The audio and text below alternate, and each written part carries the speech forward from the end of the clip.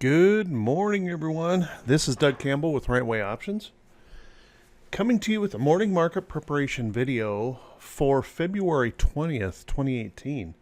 So I hope everyone had a nice long President's weekend, getting a little break from the market, a little bit of rest, and a little bit of relaxation in. Well, this morning we've got those bears really wanting to take a bite out of the old market. And it's not really a big surprise. I've been warning here for a while. This rally, straight up rally, is likely to find some sellers.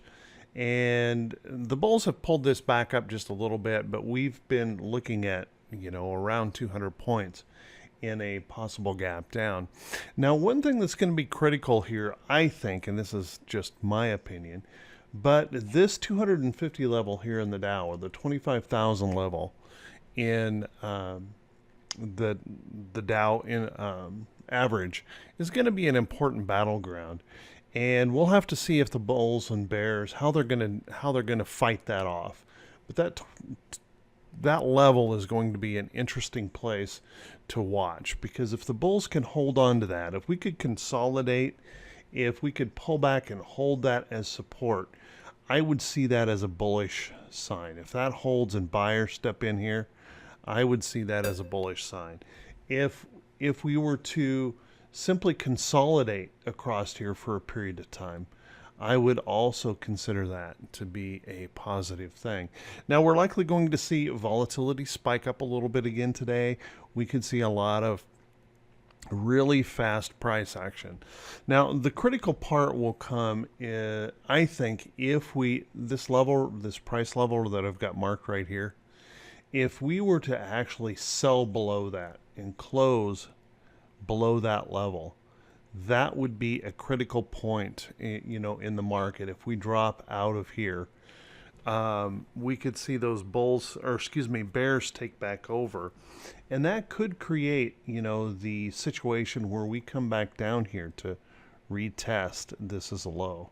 Now that's not all that bad, because a W bottom in the market can be a very bullish thing, as long as this low does hold. And if we bounced off of there, we could have a really decent scenario to look for the market to go higher. However, I personally believe, and I know this is a bias, I personally believe the economic data that's been coming out and the earnings results that have been coming out actually support, a higher low in here someplace. I really don't expect that we're going to see a full-on pullback down into here. It's certainly possible, and as always, I'm going to wait for price action proof. I'm not going to predict that. I'm going to wait for prices to pull back, rest, consolidate, do whatever they have to do, but then I'm going to be waiting for proof that buyers are stepping in before I'm going to get all wound up about buying much of anything. So watch that closely. Watch this 25,000 area closely. It's going to be kind of a big psychological barrier, or battleground, I should say, for the market. Let's take a look at the SPY.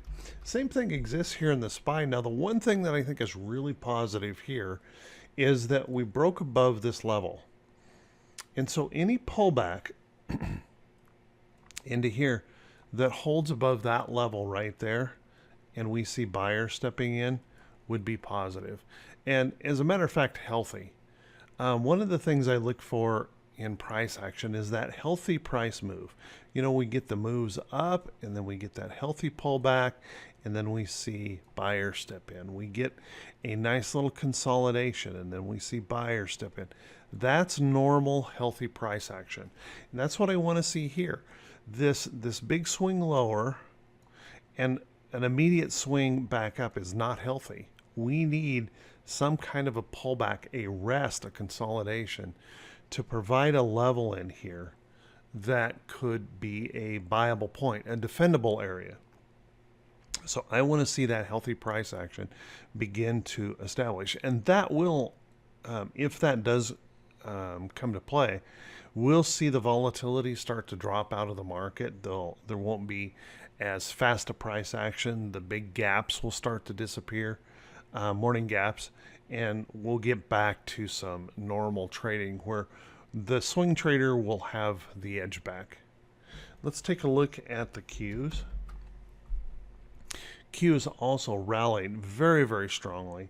And again, a pullback into this level of support. Right in here, and a hold would be very, very bullish, in my opinion. So if we could hold anywhere in this range, that would be a very positive thing for the market. So let's kind of keep an eye on that. We just need to see those bulls step up and hold on and defend against those bears. And this is still going to take some time. I don't expect this to happen in 1 or 2 days. It could take another week or two before this really settles out. IWM regaining this level right in here, I think, is an important piece of price action. So as long as we stay above this area right in here, we got to stay above here, and we could come all the way down into here and hold this level. That's going to be really important for the market. So any pullback, rest, consolidation that stays above that area, I think is potentially bullish for IWM. Let's take a look at the VIX. The VIX pulling back, resting. We're likely to see that spike up a little bit today. We still need to settle considerably if we're going to get back into some normal price action. We've obviously settled a considerable amount, but we still need to settle a little bit more. We need to build that confidence back in to get mom and pop investor off of the sidelines and get them back into the market. So a little bit more resting here, and a good consolidation would be, just what the doctor ordered. Give us a week, 10 days of consolidation, and we'll be in good shape then as far as volatility goes, and give us some opportunities to trade. So the VIX is looking okay. If we look at T2122, the 4-week new high, new low average here, you can see on this, we rallied up very, very strongly. And so any kind of a resting pullback in here could be very positive for the market right now. So I'm not suggesting any kind of a massive sell-off. Hopefully that doesn't occur. It's possible, but hopefully that doesn't occur. Any kind of a rest in here could really give those bulls an opportunity to step up and do something great with the market. So let's keep an eye on that. Earnings continue to roll out just pretty darn good. Economic data continues to be strong. So I know this sounds like a bias, and it is, but I think the economic data, the earnings data, is strong enough that it really doesn't warrant a full pullback all the way back down into here. It could certainly warrant a nice long consolidation, that kind of thing. That's okay. Consolidation like this would be wonderful. Just this nice little resting consolidation in here. That would be a wonderful thing to see, and I think ultimately would turn out to be very bullish for the market. Of course, we still have the concerns of inflation and interest rates and those kind of things, and that's going to weigh on the market. But if some cooler heads can prevail and we can start holding some support levels, this volatile price action starts to diminish, we could start seeing those buyers stepping back up to the plate. On the economic calendar today, there's really nothing going on.